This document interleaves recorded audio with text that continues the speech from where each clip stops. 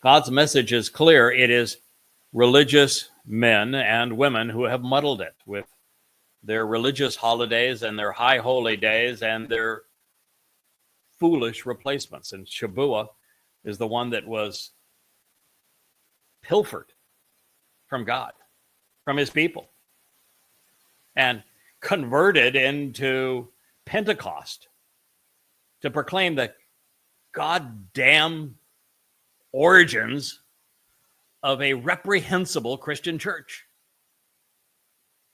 that has tormented his people and led billions astray by robbing Yahweh's son, Dode, our Messiah and King, our Savior, the very Son of God by God's own admission, of all of his accolades and achievements, so that there is no means to salvation, no means to life, no means to perfection, no means to be part of God's family, no entrance into heaven, all because of what Christians and those promoting Judaism early on did to voice counterfeit messiahs on the world, hiding the truth beneath their religious rubbish.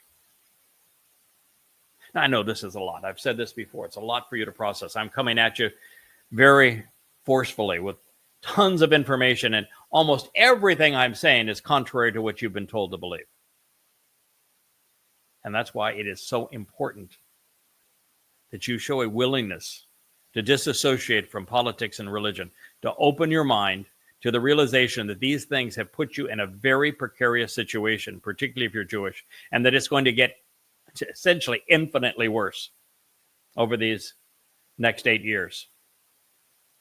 And that the only answer over this entire time, from the time in Egypt to the Assyrian assaults, the Babylonian assaults, the conquests of the Macedonian Greeks, to the Imperial Romans, to the Roman Catholic Church, to the Ottomans, to the conquest of the first Muslims, to the Holy Roman Empire, to the pogroms and Holocaust that occurred because of anti-Semitism throughout Europe. United States at the time not giving a crap about Jewish lives. And now Islam again, and the amalgamation between progressives and Muslims. All of this is the result of you not listening to Yahweh. You are erasing his name from your lives.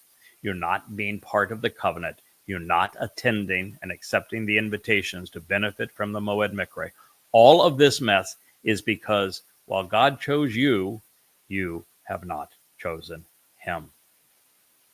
And so it's time for you to look at where rejecting him, telling him to go away, I don't want to hear from you again, has brought you.